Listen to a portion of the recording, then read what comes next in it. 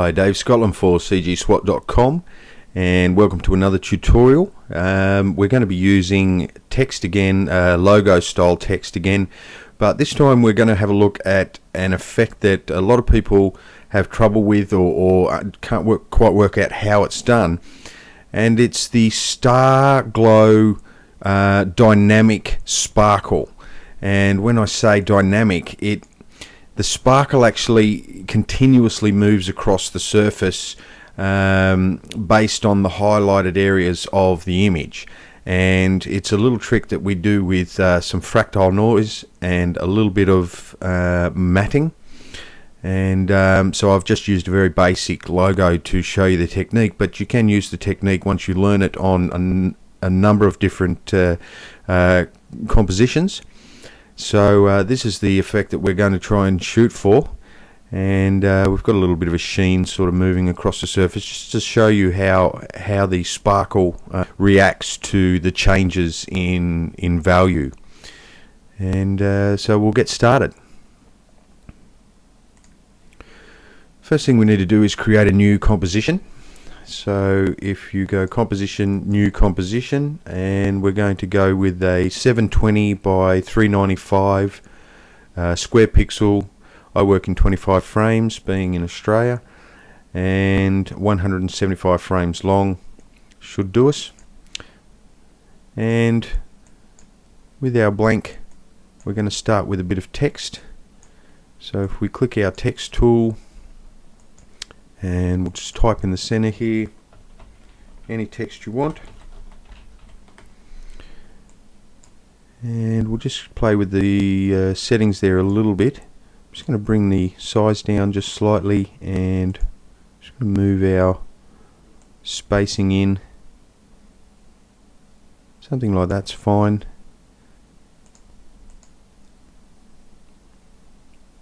And I might just change this to lowercase, and that's going to work nicely to start with. Actually, we'll double click on that and just bring up the color, and we'll go with a white. Color's not too important. So there's our CG Swot text there, but you can use any text you like. I want you to just highlight that, and we'll go layer, pre-compose, and we'll pre-comp this. We're going to open the new composition, and we'll call this text. Click OK. Now that we're in the pre-comp of text, we're going to create a texture for our text, and I've got this this texture here just downloaded from a texture site. There's thousands of them out there, so grab one that you like. And I'm just going to drag it down below the CG Swot text, and you'll see that it's huge. So let's bring the scale down a little bit, and let's move it down. Something like that's fine. I'm trying to avoid these darker areas. It sort of takes away from the effect a little bit. That's probably fine.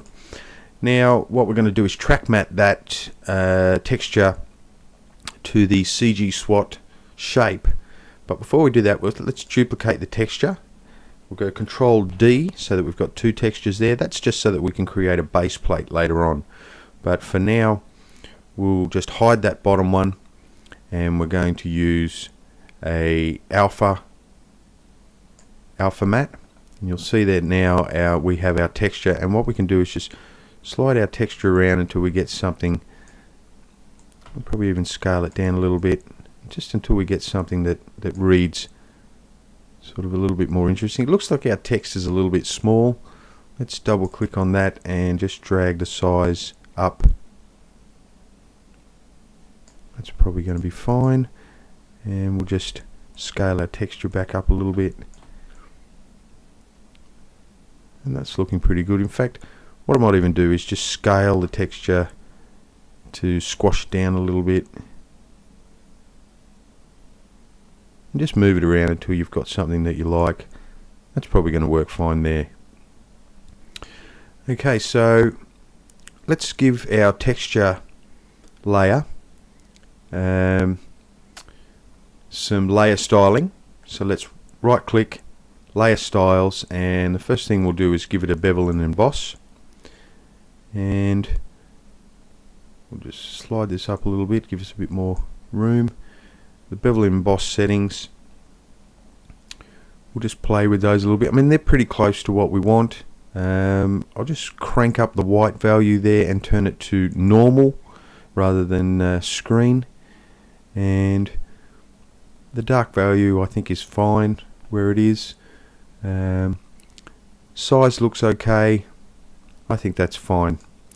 Now let's just turn on our bottom texture layer, and what we want to do with our text texture is give it a layer blending or a layer style of drop shadow, and that's going to be fine. Just the defaults are fine.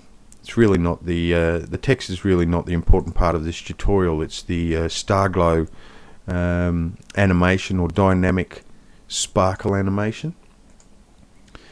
And we'll just grab our bottom plate now, and we're going to give it a mask. So with the rectangle tool, we're going to double click on the rectangle tool, which creates a mask, and we're going to just go Control T, which allows us to scale that. I'm just going to scale it to represent a plate that this is sitting on, that the text is sitting on. So just scale it in, something like that, and scale the bottom one up, just so that it reads as a base plate, and that's looking fine. And I think it needs a little bit of layer styling as well. And in fact, what we could do is just copy our layer styles, Control C, and paste Control V, and that's just going to give us a little bit of a highlighted edge around the edge. I think that's going to work fine. We could probably move our texture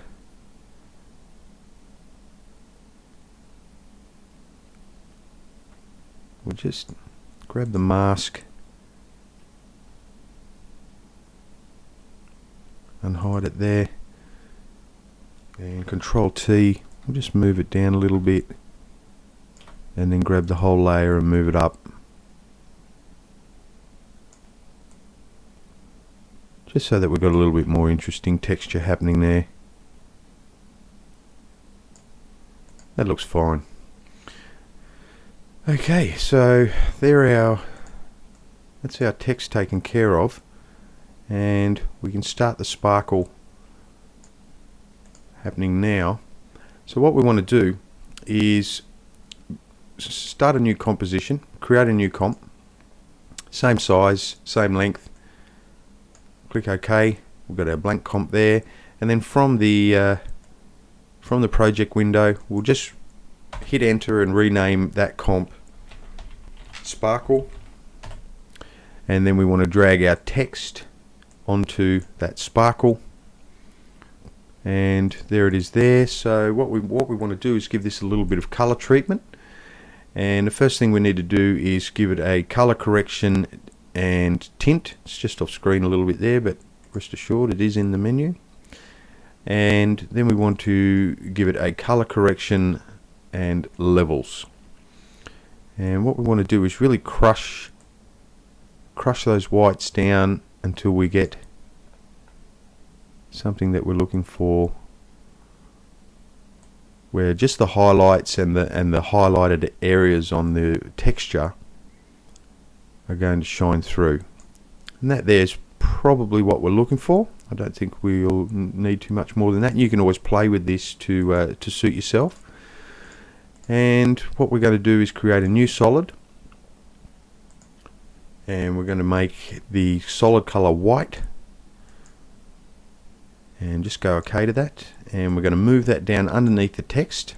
We're just going to hide the text for now, and with the white solid selected we're going to create a fractal noise, so an effect noise, fractal noise, and we're going to go for probably a strings is going to be fine, and we might just change the noise type to a spline, and we're going to reduce the complexity a little bit, and just reduce the size, bring it down, something like that I think is fine. And then we're just going to drop down the brightness, darken it a little bit, and then bring up the contrast. Probably bring the brightness back up a little bit more. You want some pure whites in it.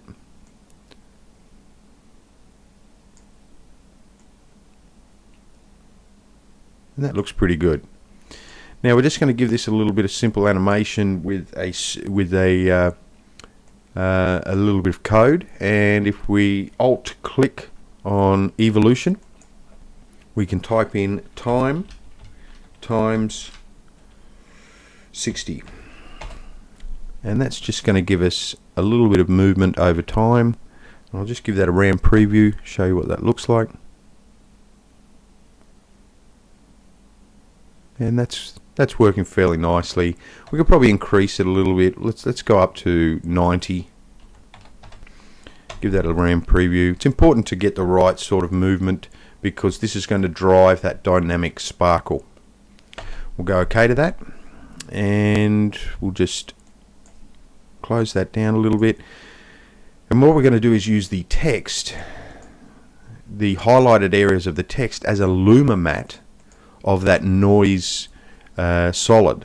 So if you use your track mat and just go luma mat on the text and give that a RAM preview, you'll now see that the highlighted areas on that text pre-comp are now dynamically changing, and that's what we'll use to drive the sparkling via Trapcode Starglow. So that's probably the movement we're looking for. That's going to work nicely. And what we'll do now is just give ourselves a bit more room, and we'll go back to our text layer, and what we're going to do is create that sheen that moves across the surface. So if we go layer, new, solid, and we'll leave it white, and we'll call it glaze. And what we'll do is create a mask. Just double click on the rectangle mask tool and just Control T to bring that mask in. Something like that's fine, probably a little bit tighter. And then we'll just click MM, and we're just going to feather that mask a little bit more, just so that it's got a fairly high band through the center, and then it falls off on either side, and that's going to be fine. And what we'll do is we'll take our texture from the bottom, we'll go Control D, we'll move it all the way to the top, and then we're going to use it as a alpha matte over the glaze. So just go alpha matte, and now that glaze is restricted to what's inside the plate there. And the layer mode, we will switch, and this is on the white glaze layer, we will switch the layer mode to probably a classic color. Yeah, classic color dodge is going to work fine. And we'll just hit T and bring down the opacity a little bit more, something like that. Don't want it too harsh. Maintain a little bit of the material detail. Okay, so let's bring up our mask again, hit MM, and just highlight the mask path, and we're going to just click the stopwatch and just go Control T, drag the whole thing just off the plate, and we go all the way to the end of our timeline, and just Control T again and drag it down below the plate, something like that. And that'll just give us some animation as it screens down there, and that's going to work nicely. We could probably give this material a sort of a gradient overlay sheen to it. So let's go to the base plate layer, and I might just rename that base, and just right click, bring up your layer styles, and just go gradient overlay, And in the gradient overlay settings, we want the, just hide that mask. In your gradient overlay settings, let's go into edit gradient. Actually, first we'll change the blending mode just to an overlay, and then we'll go to our gradient, edit gradient in the colors, which brings up our gradient editor. And what we want to do is have black on either end with a white, create a new white swatch in the center there, and just create a new opacity swatch in the center at 100%, and then the two outside opacities, let's wind those down, and it just gives us a sort of a highlight through the middle. And I think rather than overlay, we'll go for a color dodge and bring the opacity down on the effect a little bit. And now what we want to do is change the angle. There we go, something like that. Now just highlight the gradient overlay, go Control C, and then we'll select our texture layer, which is just above our text texture layer, which is above. In fact, we'll just rename that text, and we will Control V. And what we'll do is slightly change, we'll offset, we'll go into the gradient overlay for that layer and just offset a little bit higher up on the text, something like that. And we might just bring the opacity down on that a little bit, and the same for the base layer. Let's just bring the opacity down, it's a little bit harsh, and I think that's working fine. Now as you look at it, we'll go into the sparkle layer. It is a little bit bright. What we could do is just go into the text in the sparkle layer and just bring your levels down a little bit,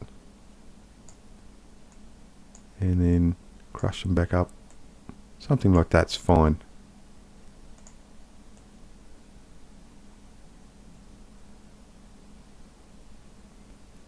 And that's working okay. We'll probably increase the size of the noise a little bit. So if we just bring up our white solid with the noise, just go a little bit larger on the scale and drop the brightness down a little bit, contrast up, and a little bit more brightness there. Something like that's fine. That's pretty much what we're looking for. It's a bit of a caustic effect that we're looking for, and that should work fine. And now let's come back to our main comp, which at this time we might as well rename. So just in the project window, just hit enter and call it master comp. Now we've got our text there, but we need our sparkle to come over the top of it, so drag that down on top of sparkle. And looks a bit ugly at the moment, but trust me, we'll fix that. Bring up your effects, and we need an effect, Trapcode Starglow, which is just off screen for you, but it's in the Trapcode directory. And let's just wind the source opacity out, and that just gets rid of any black that's still in the image, in the sparkle layer. And we'll bring up our two colors.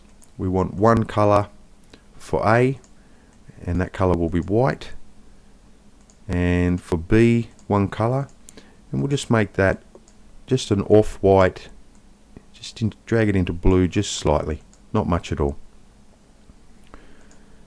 And we'll just make a few adjustments up the top of the Starglow here. Let's bring the length of the Starglow down to about 8, should be fine, don't want it too long. We'll bring the boost up to, let's make it 5. That color is starting to show through a bit there, so let's drag it back to white. Don't really need any color in it. And you'll see that we're starting to get a little bit blown out on the panel, so let's go back into the text comp, and let's just do a overlay, a color correction. So we'll just go layer, new adjustment layer, and in the effects we'll bring up color correction, curves, and we'll just crush it down a little bit. Give it a little bit of contrast. Something like that's fine. And it looks like that sheen that's moving, that glaze, is a little bit bright, so let's just bring up T and bring that out of it. Down to about 20% should be fine. And we'll duck back to our master comp, see how that's working. That seems to be working okay.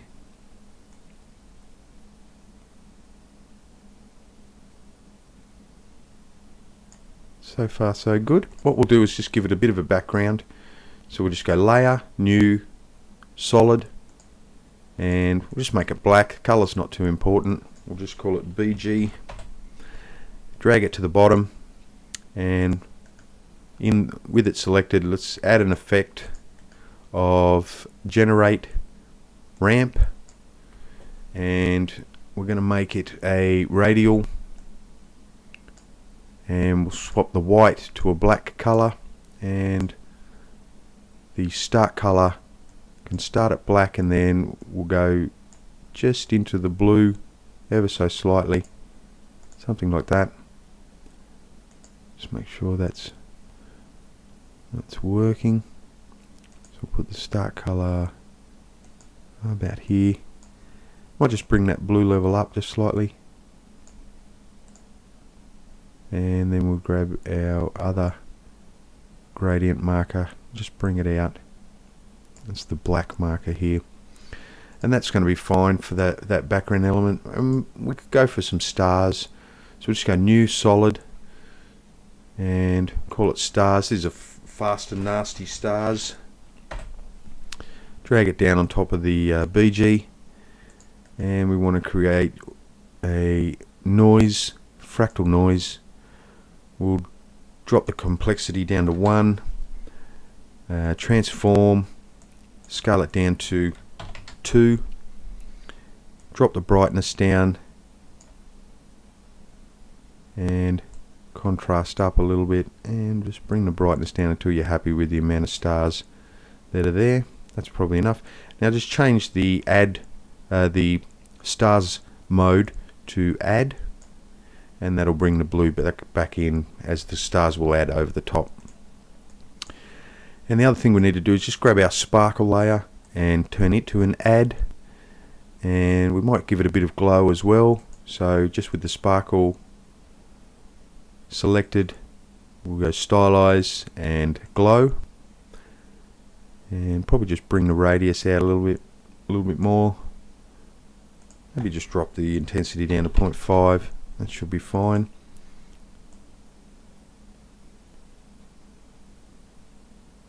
It's probably a little bit dark on the Swot text, so we can handle that individually. If we just select that text, and with it selected, we're just going to color correct, and we'll just go curves. Just going to brighten it up a little bit, give it a little bit of contrast, but really want to just brighten it. Actually, contrast is not that important. We can get rid of that. Just brighten it up, and we'll have a look back in our master comp. And that looks pretty good. The stars are a little bit full on, so what we can do is just go back into with the sparkle layer selected, and we'll just reduce the pre-process threshold. We'll wind it up a little bit, actually.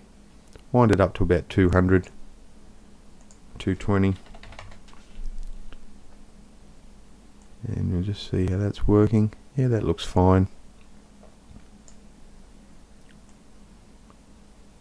Okay, but you can see how the stars are working now, how they're dynamically moving across the surface, but they're only adhering to the highlighted bright areas of the surface. And that's that sparkle masking technique that we looked at. And I'll just do a bit of a RAM preview. In fact, I might just grab that text layer. We'll give it a bit of a color correction, curves, and just select the blue. We're going to increase the blue slightly, and then we're going to take a little bit of the red out of it. That's working nicely, and just with the RGB, let's give it a little bit of contrast, and that's just going to help it pop a little bit, not too much.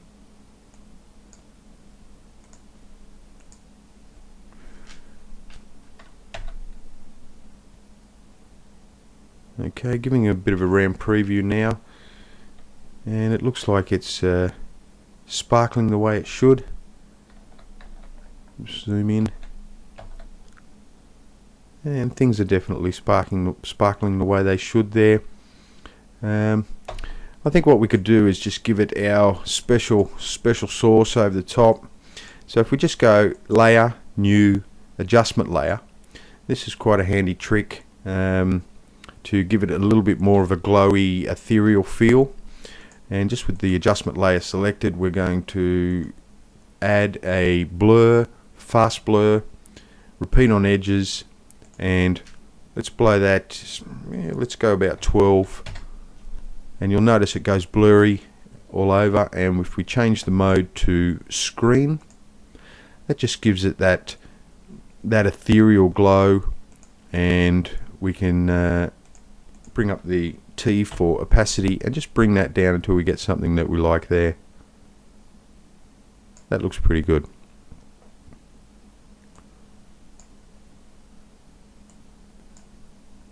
Okay, so just give that a RAM preview, and you'll notice as it's RAM previewing that we're getting that sparkle. It's dynamic, it's moving across the surface, remembering that the text and the base plate aren't the real purpose of the tutorial. It's that dynamic sparkle that moves across the surface.